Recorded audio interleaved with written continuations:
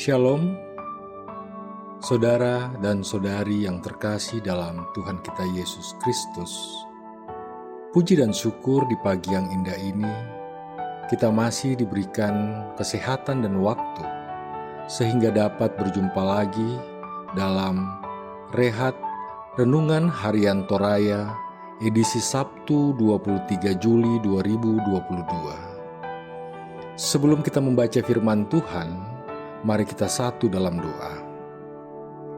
Tuhan Yesus, terima kasih atas segala berkat yang sudah Engkau limpahkan kepada kami di pagi yang indah ini, sehingga kami diberi kesempatan untuk membaca dan merenungkan firman-Mu melalui renungan harian Rehat pada pagi ini. Berkatilah kami sehingga firman-Mu bisa menjadi makanan rohani bagi jiwa dan tubuh kami. Di dalam nama Tuhan Yesus kami berdoa. Amin. Pembacaan firman Tuhan pada pagi hari ini terambil dari Ester 4 ayat 1 sampai 17. Usaha Mordekai untuk menolong orang Yahudi. Setelah Mordekai mengetahui segala yang terjadi itu, ia mengoyakkan pakaiannya, lalu memakai kain kabung dan abu. Kemudian keluar berjalan di tengah-tengah kota, sambil melolong-lolong dengan nyaring dan pedih. Dengan demikian, datanglah ia sampai ke depan pintu gerbang istana raja, karena seorang pun tidak boleh masuk pintu gerbang istana raja dengan berpakaian kain kabung. Di tiap-tiap daerah kemana titah dan undang-undang raja telah sampai, ada perkabungan yang besar di antara orang Yahudi, disertai puasa dan ratap tangis. Oleh banyak orang dibentangkan kain kabung dengan abu sebagai lapik tidurnya. Ketika dayang-dayang dan sida-sida Ester memberitahukan hal itu kepadanya, maka sangatlah risau hati sang ratu. Lalu dikirimkannya pakaian supaya dipakaikan kepada Mordekai, dan supaya ditanggalkan kain kabungnya daripadanya. Tetapi tidak diterimanya. Maka Ester memanggil Hata, salah seorang sida-sida raja yang ditetapkan baginda melayani dia. Lalu memberi perintah kepadanya menanyakan Mordekai untuk mengetahui apa artinya dan apa sebabnya hal itu. Lalu keluarlah Hata mendapatkan Mordekai di lapangan kota yang di depan pintu gerbang istana raja. Dan Mordekai menceritakan kepadanya segala yang dialaminya, serta berapa banyaknya perak yang dijanjikan oleh Haman akan ditimbang untuk perbendaharaan raja sebagai harga pembinasaan orang Yahudi. Juga salinan surat undang-undang yang dikeluarkan di Susan untuk memunahkan mereka itu diserahkannya kepada Hata supaya diperlihatkan dan diberitahukan kepada Ester. Lagi pula Hata disuruh menyampaikan kepada Ester supaya pergi menghadap raja untuk memohon karunia-Nya dan untuk membela bangsanya di hadapan baginda. Lalu masuklah Hata dan menyampaikan perkataan Mordekai kepada Ester. Akan tetapi Ester menyuruh Hata memberitahukan kepada Mordekai.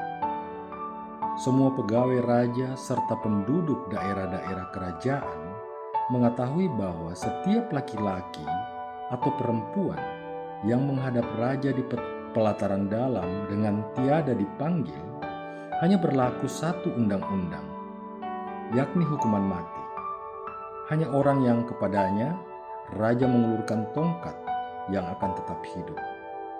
Dan aku selama 30 hari ini tidak dipanggil menghadap raja. Ketika disampaikan orang perkataan Ester itu kepada Mordekai, Mordekai menyuruh menyampaikan jawab ini kepada Ester.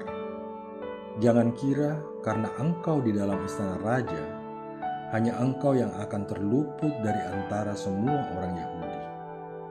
Sebab sekalipun engkau pada saat ini berdiam diri saja, bagi orang Yahudi akan timbul juga pertolongan dan kelepasan dari pihak lain, dan engkau dengan kaum keluargamu akan binasa.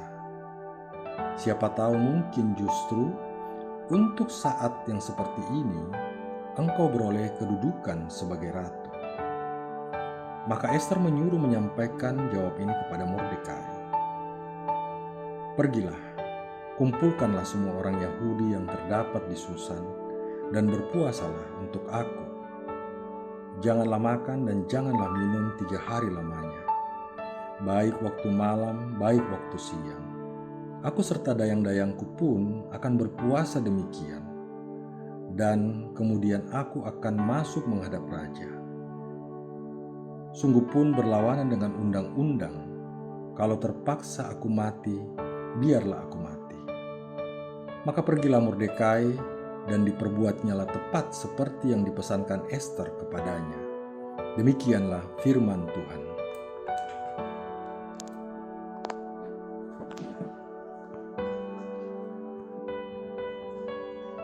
Tindakan dan risiko.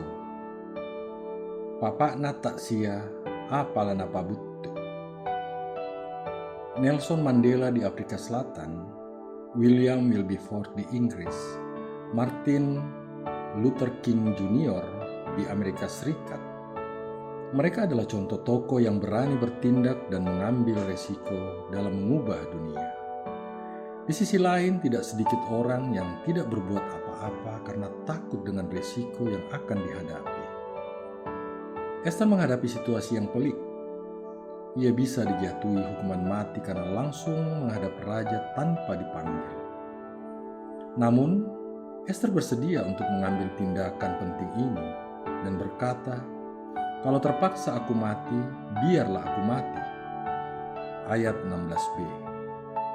Ester berfokus pada tantangan dari Mordekai untuk melindungi bangsa mereka dan mengupayakan keadilan.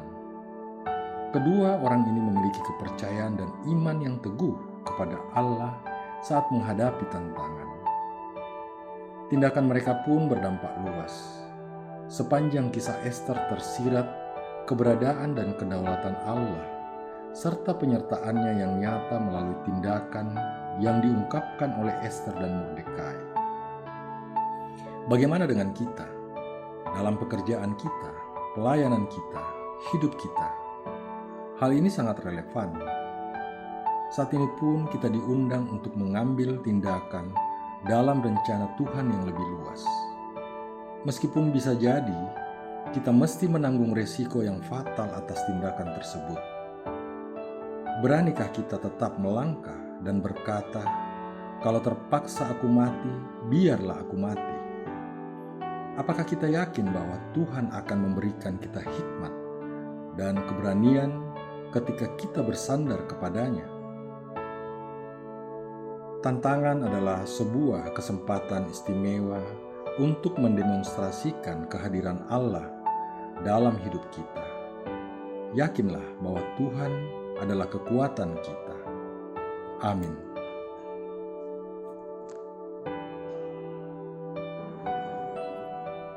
Kita satu dalam doa. Tuhan Yesus, terima kasih atas segala berkat dan rahmat-Mu yang sudah Engkau limpahkan kepada kami melalui firman-Mu yang baru saja kami renungkan. Semoga firman-Mu yang kami dengar hari ini bisa menjadi pedoman dan cahaya bagi kami dalam melewati dan menjalani seluruh aktivitas yang ada pada hari ini. Di dalam nama Tuhan Yesus Kristus kami berdoa dan mengucap syukur. Amin.